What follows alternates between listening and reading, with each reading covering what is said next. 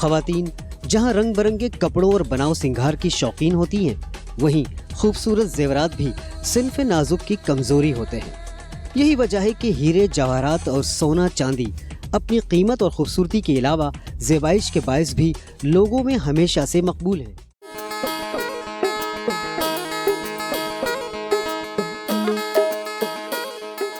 ये कहना गलत ना होगा कि पाको हिंद में सोने चांदी के जेवर के बगैर शादी का तस्वर भी मुमकिन नहीं।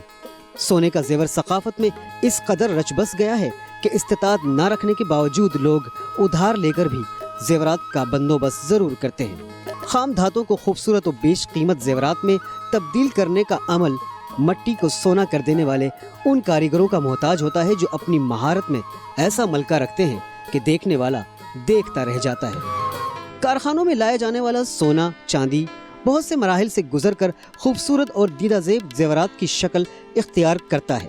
सोना लंदन से भी आता है और स्विट्ज़रलैंड से भी आता है, वाया दुबई आता है, दुबई से फिर पाकिस्तान में आता है और पाकिस्तान से कराची आता है, कराची से मुल्क के शहरों में हमारे चला जाता है सोना। दूसरा रिवायती तरीका है जिसमें सुनार खुद खाम माल को उस शक्ल में ढालता है कि जेवरात बनाने के काम आ सके। इसके लिए वो सबसे पहले कीमती धातुओं के टुकड़ों के गिर्द लगी कसाफतों को दूर करता है, यानी मट्टी वगैरह साफ करने के लिए उन्हें धोया जाता है। जब धात साफ सुथरी हालत में आ जाती है तो जेवरात बनाने का पहला मरहला शुरू होता है, यानी उसे पिघलाया जाता है, जिसके लिए मखसूस बर्तन और केमिकल जिनमें सुहागा, सोडा वगैरह शामिल हैं, इस्तेमाल किए जाते हैं। सोना चांदी गलाने के लिए इस्तेमाल होने वाले बर्तन कुठाली कहलाते हैं, जो मट्टी और कार्बन से बने होते हैं। ये गलाने के काम में आता है। ये सुहागा है और ये सोडा है। ये चांदी गल चुकी है और ये मैं निकाल रहा हूँ। सोने या चांदी को पिघलाकर रेजे पर डाल दिया जाता है। रेजा दरअसल एक सांचा होता है जिस पर पिघली हुई धात डालने का मकसद उसे खास शक्ल देना होता है। ठंडा होने के बाद धात एक लंबूतरी शक्ल में ढल जाती है, जिसे रेनी कहते हैं। ये ठंडा हो गया, अभी ये तैयार है। इसका जाके पतरा खिंचवा के जो है ना हम लोग जेवर बना सकते। सोना भी इसी तरह ही होता है और उसका भी जो है ना रेनी बना के पतरा वतरा खींच के जेवर तैयार होता है। ये रिफाइनिंग और रेनी बनाने के बाद तार पतरा बनाने का मरहला आता है। इस काम के लिए मुख्तलिफ अक़साम और साइज की मशीनें इस्तेमाल होती हैं, जहां माहिर कारीगर तार और पतरा बनाने का काम करते हैं। रेनी यानी सोने और चांदी के तार को मशीनों से गुजारकर आहिस्ता आहिस्ता बारीक कर लिया जाता है, जिससे जेवरात के मुख्तलिफ हिस्से, कुंडे या हुक वगैरह तैयार किए जाते हैं। मशीनों में लगे मुख्तलिफ सांचे रेनी को मुख्तलिफ शक्लों में ढाल देते हैं। चूड़ियाँ वगैरह बनाने के लिए धात को पतरी की शक्ल देना होती है, इसलिए रेनी को मशीन से बार बार गुजारकर पतरा तैयार किया जाता है। पतरा बनाने के बाद जेवरात तैयार करने से कबल उन पर डिजाइनिंग का मरहला भी आता है। डिजाइनिंग के लिए मखसूस मशीन इस्तेमाल की जाती है, जिसमें लगी डाइयाँ सादा पतरियों को खूबसूरत डिजाइन में तब्दील कर देती है। ये सोना है, ये इसमें कटर में जाएगा।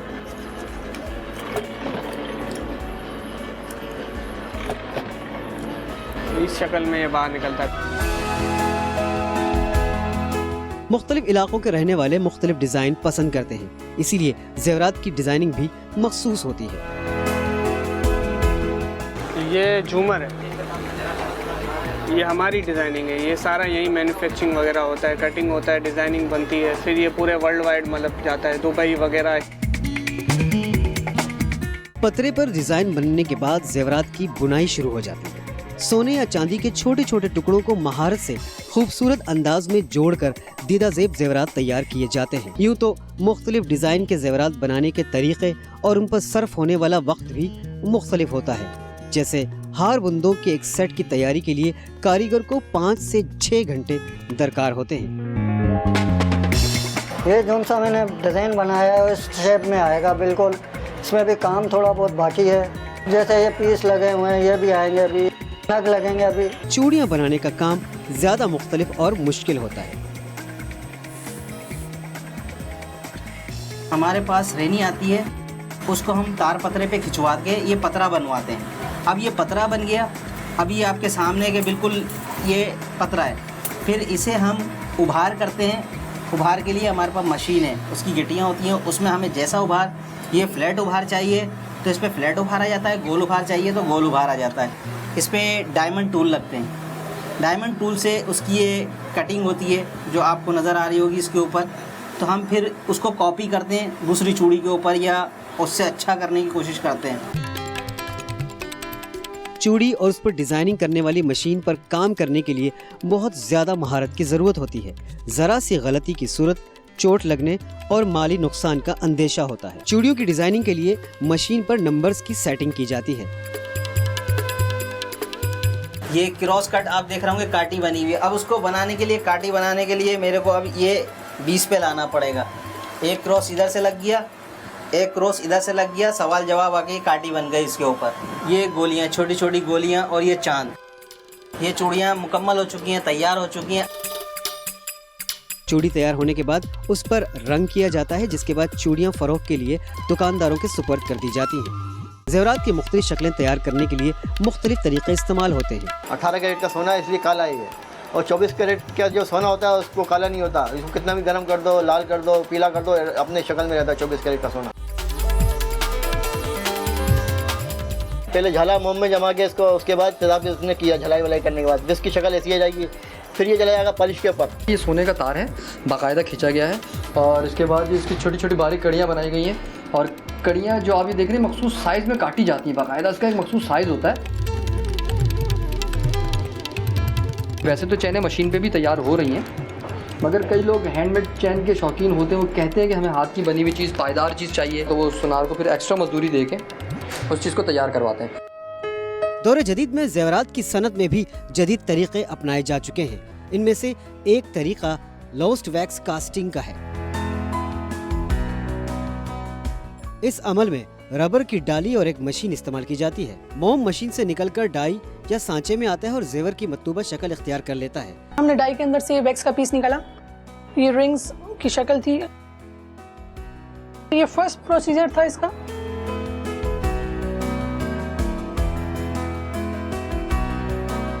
अगर एक से ज्यादा जेवर बनाने हो तो उन्हें एक ही साथ मुख्तलिफ शाखों से लगाकर एक बड़ी शाख से जोड़ दिया जाता है। इसी वजह से उसे ट्री भी कहा जाता है।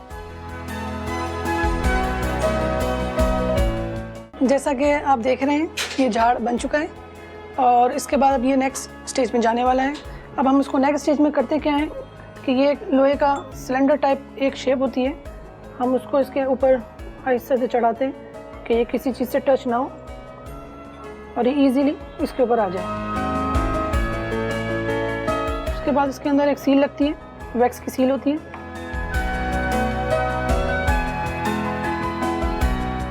कास्टिंग का तरीका वैसे बहुत इजी है, एक दफ़ा इंसान देखे तो इजीली सीख सकता है। पहले के दौर में कास्टिंग नहीं हुआ करती थी, लोगों को बहुत परेशानी होती थी। एक एक चीज़ को 2-2 दफ़ा 3-3 दफ़ा बनाने के लिए उनके कई दिन वेस्ट होते थे और इसमें सिर्फ हमारा काम घंटों की सूरत में हो जाता है। अगर हमें एक डिज़ाइन 10 दफ़ा भी बनाना है तो बमुश्किल 6 आवर्स के अंदर हमारे पास ये सोने के अंदर पीस आ जाता है। उसको हम 2 घंटे के अंदर तैयार करके विद इन 24 आवर हम डिलीवरी देने की पोजीशन में आते हैं कस्टमर्स को। अब इसका नेक्स्ट स्टेज होता है इसको भट्टी में डालना, ताकि ये थोड़ा सा हीट अप हो जाए। इसको हम अपनी मशीन के अंदर डालते हैं।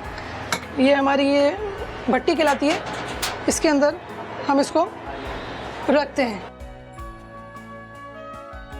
ऑलमोस्ट 1.5 आवर लगता है इसको पकाने के लिए, हीट अप करने के लिए। इसका टेम्परेचर 750 पर जाना चाहिए। उसके बाद 15 मिनट्स को मज़ीद इसको हम पकाते हैं और उसके बाद ये बिल्कुल रेडी टू हो जाता है कि इसमें सोना डाला जाए और कास्टिंग ले ली जाए। 1.5 घंटा गुजर चुका है, हमारा फ्लास्क बिल्कुल पक चुका है। अब हम इसको ओपन करके इसको निकालेंगे। गर्मी बहुत होती है इसलिए हम लंबी संसी का इस्तेमाल करते हैं ताकि हाथ जल ना पाए। ये हमारा समझो रेडी हो चुका है बिल्कुल। अब हम इसको मशीन के ऊपर रखेंगे जिससे ये हमारी फ्लास्क कास्टिंग हो जाएगा। ये हमारी मशीन है, ये बिल्कुल हीटर फ्लास्क है। इसके ऊपर ये हमने आराम से सेंटर का ख्याल देखना पड़ता है ताकि सोना डायरेक्ट इसके अंदर जाए, आगे पीछे ना हो। उसके बाद इसको पैक करना पड़ता है मशीन को। मशीन के ऊपर टाइट करने का ख्याल बहुत ज़ोर से करना पड़ता है ताकि किसी किस्म की नुकसान जानी माली ना हो सके। दूसरे मरहले में लोहे के सिलेंडर में प्लास्टर ऑफ पेरिस डाल दिया जाता है। इस अमल के बाद सिलेंडर को गर्म किया जाता है ताकि अंदर मौजूद मोम पिघल जाए और डिजाइन वाली जगह खाली रह जाए, यानी एक और सांचा बन जाता है जिसमें पिघला हुआ सोना उंडेल दिया जाता है। प्लास्टर ऑफ पेरिस का सांचा खोलने के बाद जेवर तैयार हो जाता है। ये हमने समझे इसके अंदर से सामान निकाल लिए और सामान अब हमारा इस फॉर्म में आ चुका है। ये अंगूठियाँ तैयार हो चुकी हैं। बस ये हमारा एक छोटा सा प्रोसीजर है जो हमने आपको डिफाइन किया कास्टिंग का। जेवरात पर जड़ाई का काम भी किया जाता है। जड़ाई का काम करने वाले को जड़िया कहते हैं, जो इंतहाई बारीक बीनी और एहतियात से नगीनों को जेवरात के जिस्म में पैवस्त करता है। जेवरात में नगीने जड़ने के लिए उसमें नाप तोल कर जगह बनाई जाती है, जिसके लिए एक मखसूस औजार इस्तेमाल किया जाता है जिसे गुर्ज कहा जाता है, जिसके बाद नगीने को मोम की बेस बनाकर जड़ा जाता है ताकि कोई चीज इधर उधर ना हो जाए। ये नगीने हैं जिसको ग्राहक को जो भी कलर उसका दिल आता है वो लगवा लेते हैं हमसे कि भाई वाइट लगा दो या लाल लगा दो या हरा लगा दो। इससे नगीना बिठाया जाता है और इस तरीके से इससे दबाते हैं। जब ये दब जाता है तो फिर इसके ऊपर कांटे जो हैं चारों तरफ से ऐसे बिठा देते हैं इसके ऊपर, तो ये बैठ जाते हैं कांटे इसके ऊपर आन के। तो ये समझ लो ये नगीना बैठ गया है इस वक्त। छिलाई की कलम है ये, इससे सोने को काटना पड़ता है, उसमें डिज़ाइनिंग बनानी पड़ती है, उसके बाद फिर वो नगीना उसमें लगाना पड़ता है डिज़ाइनिंग के हिसाब से। डिज़ाइनिंग में जो कलर वो दुकानदार या ग्राहक बताएगा कि ये कलर लगाने हैं, उसी के हिसाब से कलर लगा के देते हैं हम। जेवरात की मुकम्मल तैयारी के बाद आखिरी मरहला इन पर पॉलिश और छिलाई का होता है।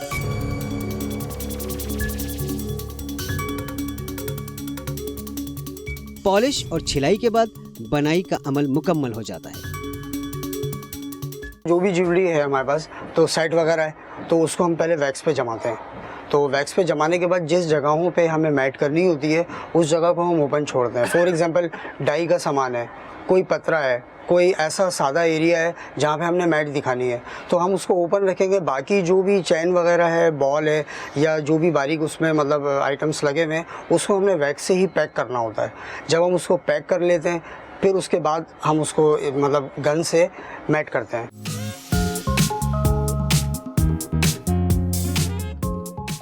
अगर कस्टमर डिमांड करता है कि यार मुझे मैट के साथ कटिंग चाहिए, छिलाई चाहिए, तो फिर हम उस मैट के ऊपर जब कटिंग करते हैं तो उस पर डिज़ाइनिंग वाज़े होती है, एक चमक, एक शाइन होता है वो पुर्जा, और जो पॉलिश का एरिया होता है वो भी अपनी जगह चमक रहा होता है। छिलाई में मतलब मशीन यूज़ होती है और इसके टूल्स वगैरह होते हैं जो कि मतलब हमारे हमसाय मुल्क से आते हैं और दीगर स्विट्ज़रलैंड वगैरह से भी आते हैं, लेकिन वो कॉस्टली बहुत होते हैं। अभी मैं इसमें टूल फिट कर रहा हूँ, मतलब मैंने पुर्जे के हिसाब से कि मुझे कौन सा टूल यूज़ करना है तो मैं वो निकाल रहा हूँ। अभी मैंने इस पर काम शुरू करना है। ये मैं पहले इस पर छील रहा हूँ, चैन छीलूँगा मैं इसकी।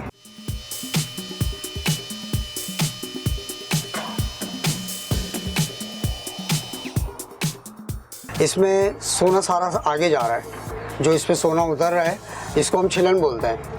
तो ये सारा आगे की तरफ गिर रहा है। पर्दे लगाने की वजह ये है कि प्रेशर मतलब सोना वहाँ लगे पर्दे पर और वो यहीं पे गिर जाए। तो ये देखें सारा सोना आगे जमा हो रहा है। जो मैं कटिंग कर रहा हूँ ये सारा सोना आगे की तरफ गिर रहा है। अल्हम्दुलिल्लाह हमारे पाकिस्तान में भी उस लेवल का काम है माशाल्लाह। यहाँ पे मतलब एक से एक मायानाज कारीगर हैं जो कि बेहतरीन डिज़ाइनिंग करते हैं। पाकिस्तान से दुनिया भर में काम एक्सपोर्ट होता है, अमेरिका में, जर्मनी में, इटली में, जापान में, तो दीगर तरक्की याफ्ता ममालिक में भी अल्हम्दुलिल्लाह हमारा पाकिस्तान से काम जाता है। सोना चाहे किसी भी शक्ल में हो, अमीरी और मालदारी की अलामत समझा जाता है।